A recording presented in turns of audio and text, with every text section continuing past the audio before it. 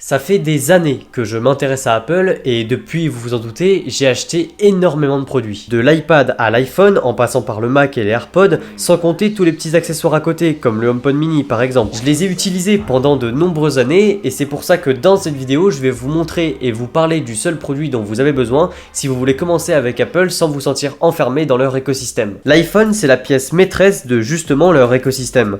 Un produit tellement abouti qu'il touche la perfection, vraiment. Avec un design très soigné, des matériaux durables, une puissance inégalée, une partie photo polyvalente et qui est dans le top 3 des meilleurs smartphones pour la photo, et pour finir, une expérience rassurante, soignée et cohérente. Enfin bref, l'iPhone c'est potentiellement le produit le plus abouti chez Apple, mais c'est pas le produit dont vous avez besoin. L'iPad c'est probablement encore aujourd'hui le produit avec le meilleur rapport qualité-prix chez Apple, et même si on compare par rapport à la concurrence. On a énormément de technologies avec une expérience vraiment aboutie pour un tarif qui reste abordable, en tout cas pour les iPads d'entrée de gamme. On a une expérience vraiment agréable avec le produit et on a l'avantage d'avoir un catalogue d'applications vraiment infini. Sur l'Apple Store, vous avez énormément d'applications pour ce qui est de la productivité, la créativité, pour organiser vos journées ou simplement vous divertir. C'est vraiment une autre façon de travailler et d'utiliser la technologie en général avec vos doigts au tactile ou simplement avec un pencil. Sans compter l'arrivée de Final Cut Pro et de Logic Pro sur iPad. Et ça, c'est vraiment incroyable. Honnêtement, si j'avais un seul produit à vous conseiller,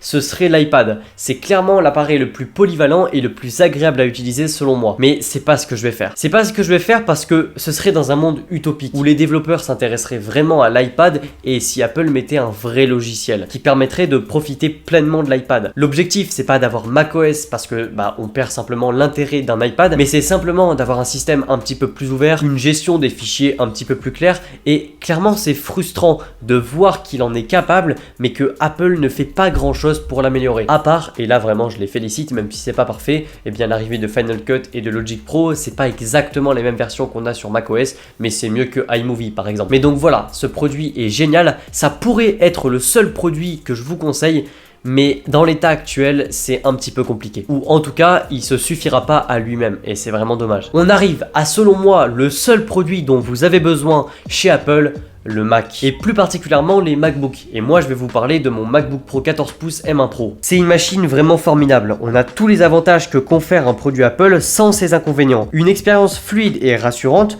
tout en gardant une grande flexibilité, où on se sent pas enfermé, qui est moins le cas avec l'iPad ou l'iPhone par exemple. Ce que je veux dire par là, c'est que la quasi-totalité des logiciels existent aussi bien dans le monde du Mac, donc sur macOS, que dans le monde des PC avec Windows. C'est le produit avec lequel vous êtes le moins limité, tout en profitant d'une excellente optimisation. C'est vraiment celui-ci, le produit presque indispensable selon moi, simplement parce qu'il corrige énormément de problèmes qu'on avait dans le monde des ordinateurs portables traditionnels. Parce que, encore aujourd'hui, si vous voulez un ordinateur performant et autonome, eh bien il sera épais et lourd. Et si vous voulez qu'il soit fin, eh bien il y aura des compromis sur sa puissance, sa gestion de la chaleur, et puis aussi son autonomie. Enfin bref, ce que je veux dire par là, c'est que il faut faire des compromis dans le monde du PC traditionnel. Alors que là, pour ce qui est des MacBooks, la seule concession que vous devez faire, eh bien c'est d'y mettre le prix. Oui, ça coûte cher, mais c'est selon moi la seule concession que vous devez faire. Et ça a toujours été comme ça chez Apple, les produits sont toujours presque parfaits, mais le seul problème c'est leur prix. Aucune partie, aucun composant a été négligé. Par exemple, l'autonomie, eh bien elle est très bonne. Je tiens facilement la journée avec des tâches classiques, et même en faisant du montage vidéo intensif sans m'arrêter. L'écran, eh bien il est lui aussi très bon. On a une très belle définition, de très bonnes couleurs bien respectées, et c'est génial pour retoucher des photos, des vidéos, faire des miniatures, tout ce qui est dans le travail du graphisme en fait. Et ça, c'est sans compter sa luminosité. Il m'est déjà arrivé de l'utiliser dehors en plein soleil. Et bien pour la première fois avec un ordinateur portable, j'ai pas vraiment été gêné. Les haut-parleurs, c'est sûrement là où ce MacBook Pro se différencie le plus de tous les autres ordinateurs portables.